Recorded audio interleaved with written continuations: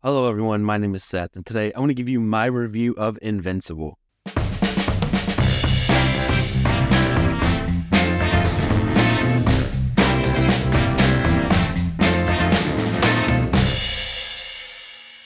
So, in this video, I'm going to go ahead and give you my thoughts of Invincible Season 1 as well as the first half of Season 2.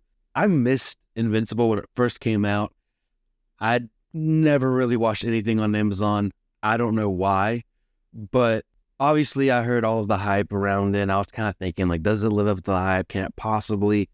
I was talking with my friends about it. He was watching Season 2, and then I was like, okay, I'll give it a shot.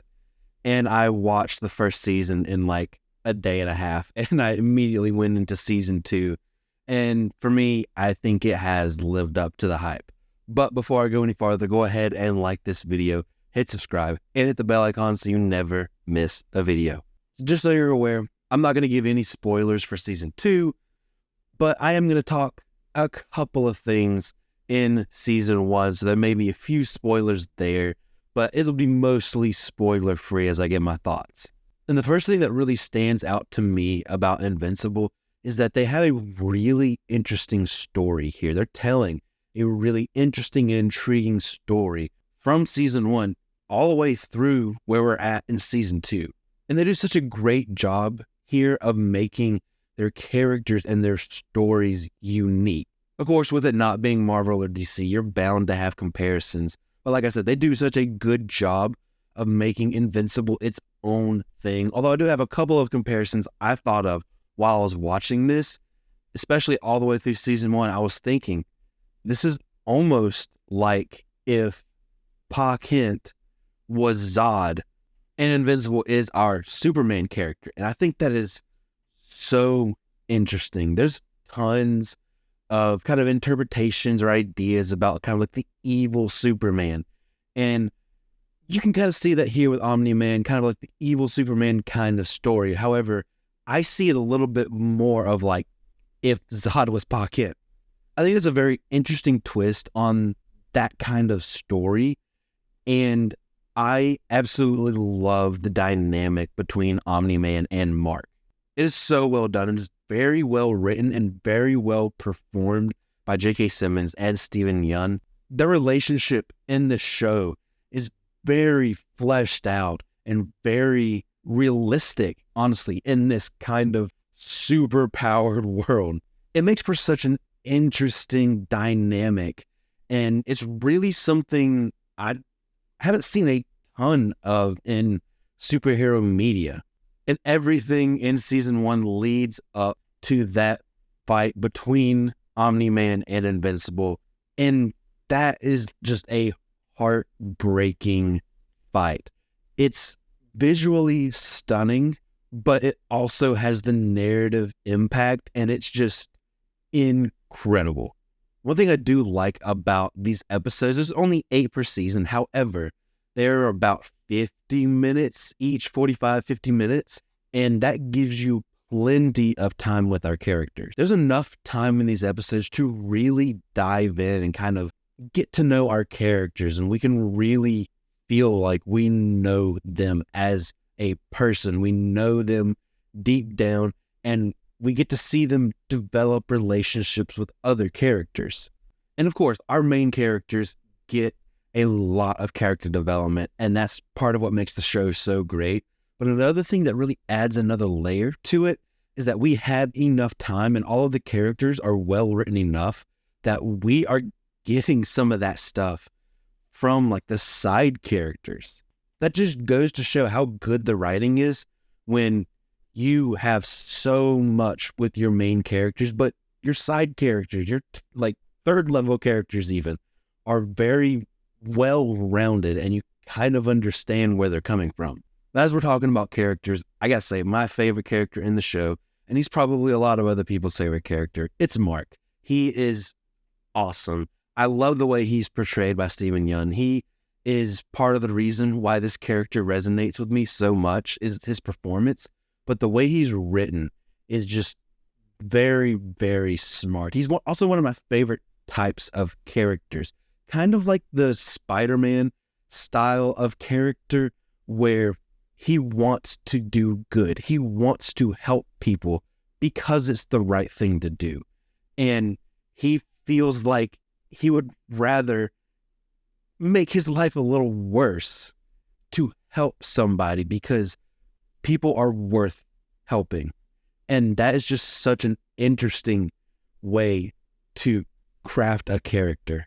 And the way that he is challenged on that idea is very smart. But I love the fact that he believes everybody is worth fighting for. And the story is so well paced. I never feel like the story is dragging. I never feel like, oh man, I wish we could focus on something else right now. It's just really, really well paced. And it also never feels rushed either. I feel like we spend the appropriate amount of time on these different characters or story ideas. I'm very excited to see what happens in the next half of season 2. I'm hoping it doesn't take too long. I know it's coming out next year, but I hope it's not like the end of next year. I just can't wait to see what they do next. They do a great job of giving us story in this first half while also setting up things that I'm sure will make a big impact in the story going forward. Another thing I didn't realize before starting the show is how incredible the voice cast is. I knew J.K. Simmons was Omni-Man. I knew Stephen Young was Invincible, but I didn't know really about everybody else. As I was watching, like just about every other scene, I heard a voice. I was like, wait a second. I recognize that voice. Who is it? And you pause it. Amazon has that kind of like X-ray thing where it tells you who's in the scene. And I'm like, oh, that's who that is. Whether it's a on-screen actor that you would recognize or if it's a voice actor who is just very good and very well known. Like there's a ton of talent here. And it's not just an incredible voice cast by name only. There's a few times where screen actors can struggle translating to voice acting, but everybody that they get here does a really, really good job. The casting department has done a great job finding all of these actors and voice actors to fill these roles. And of course, some of the voice actors you have here are like voice acting legends. Somebody like Greg Griffin or Michael Richardson. If you're familiar with animation or video games, you'll probably recognize some of these voices. And I've already mentioned it a couple times already, but I absolutely love Stephen Young's performance as Invincible. He really is like the heart of this show. He brings so much to this character. He brings a lot of layers. He brings a lot of likability to this character. And like I mentioned, his performance is one reason why this character works so well for me. J.K. Simmons is fantastic as always.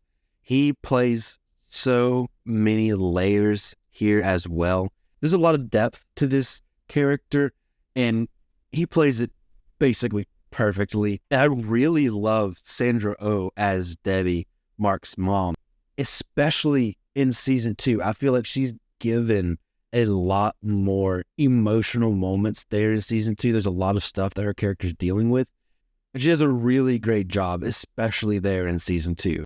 Adam Eve is another one of my favorite characters in this show, and I really like the performance from Jillian Jacobs. I also love the Adam Eve prequel episode. I think that was a really cool idea, and it gives more depth to her characters that you could tell was there based off of Jillian Jacobs' performance. This gives more context to the character, and I think it also gives us a better idea of how her powers work. I'm really a big fan of the animation. I think it works probably because it feels familiar. It feels like the Justice League cartoons that we are so used to, and I feel like this kind of eases us into that world. It kind of helps us automatically connect to these characters that we likely are not familiar with. And you can't talk about the animation without also mentioning the blood and gore that's in this show. And with this being familiar to us like the Justice League show, I think this is really effective because You don't see that in the Justice League shows. And this really kind of gives you a little bit of shock factor at first. And I don't think they use all of the blood just to have it. I don't think that they use it just for a shock factor. I think they tie all of that into the story very well, and it makes an impact. They're not just having blood to have it. It means something. It impacts our characters, and I think in turn, it impacts us. And I got to say, I love kind of the running gag with the Invincible title card. I'm looking forward to it every episode.